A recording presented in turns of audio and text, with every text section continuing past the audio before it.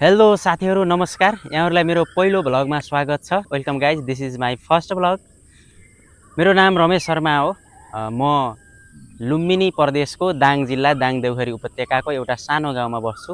अहिले कर्मको सिलसिलामा म बुटोलमा छु र पढाइ सकाइसकेपछिको मेरो बाँकी समयलाई सही सदुपयोग गर्नको निमित्त मैले एउटा युट्युब च्यानल ओपन गरेको छु।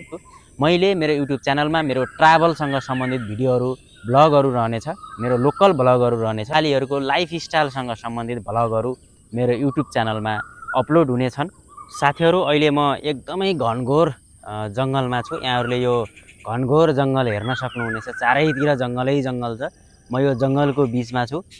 अहिले मेरो ब्याकग्राउन्डको दृश्य एकदमै खतरनाक छ। अहिले सालको बुटामा म चाहिँ भिडियो बनाइराखेको छु। यो एकदमै घनाघोर जङ्गलमा छ।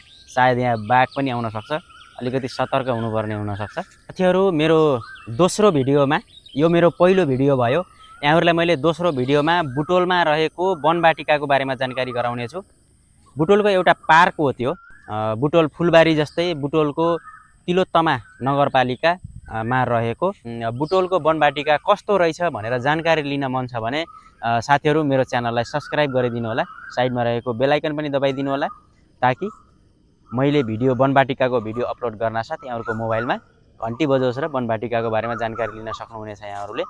साथीहरू, मेरो यो पहिलो भ्लग कस्तो लाग्यो, जस्तो लाग्यो त्यस्तै सुझाव सल्लाह दिनु होला र कमेन्ट बक्समा गएर कमेन्ट गरिदिनु होला। मैले सुधार गर्नुपर्ने कुराहरू के छन् मलाई सुझाव पनि दिनु होला, ताकि मैले बेस्टभन्दा बेस्ट भिडियो यहाँहरू समक्ष प्रस्तुत गर्न सकूँ। हवस् त, नमस्ते।